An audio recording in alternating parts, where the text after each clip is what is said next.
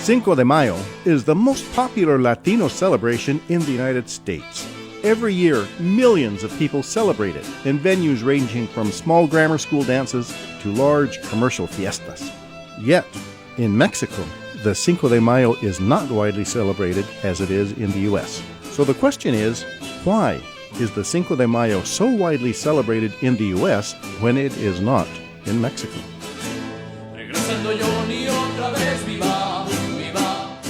The answer is that the public celebration of Cinco de Mayo was created by Latinos living in the American West, California, Nevada, and Oregon during the dark days of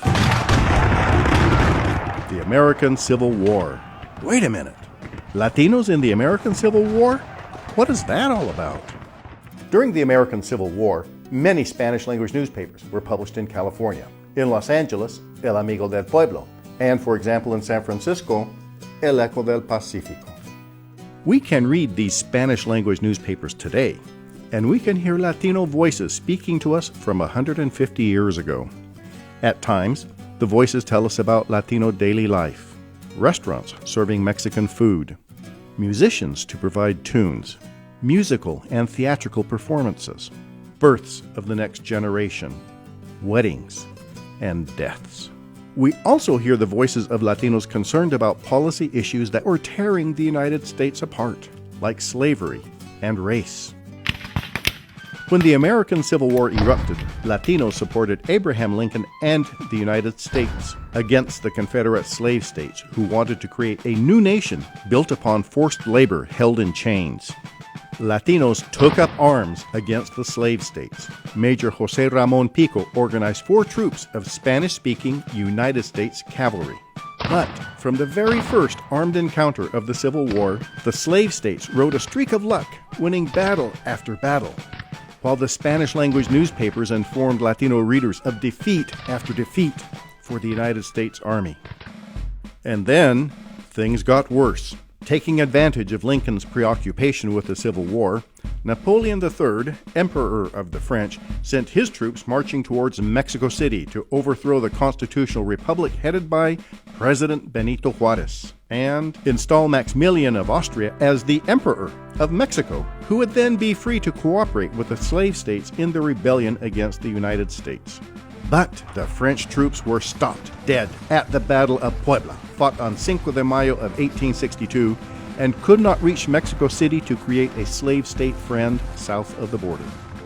In California, Nevada, and Oregon, Latinos read the news of the unexpected victory of Cinco de Mayo and immediately began celebrating this first major victory with the Latino music and dances of the American Civil War.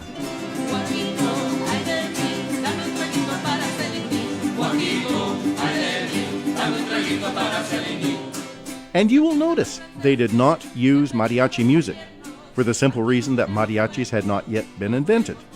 And they did not have dancing Adelitas, as those were to be the symbols of the 20th century Mexican Revolution.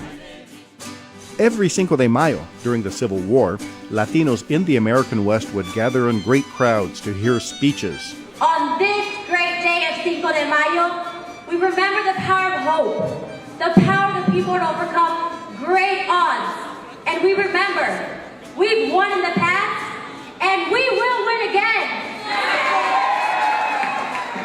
They would march in huge parades. Today, we band together to join our brothers and sisters in the fight. Speakers would remind Latinos that they were struggling against both the slave states and their potential ally, the Emperor of the French, Napoleon III. We unite to raise money, people, and any other resources we can spare for Mexico's fight for independence. After the parades and speeches, Latinos gathered in meeting halls and in private houses to renew their energies to stop the slave states and the French in Mexico, using the music and steps they were familiar with.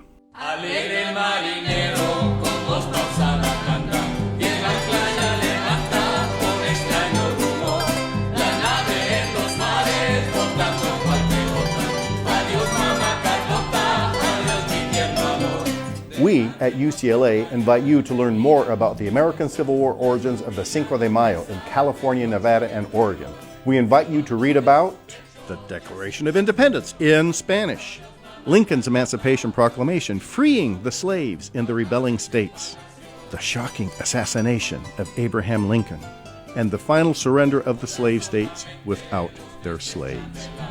Lloran los capellanes y las damas.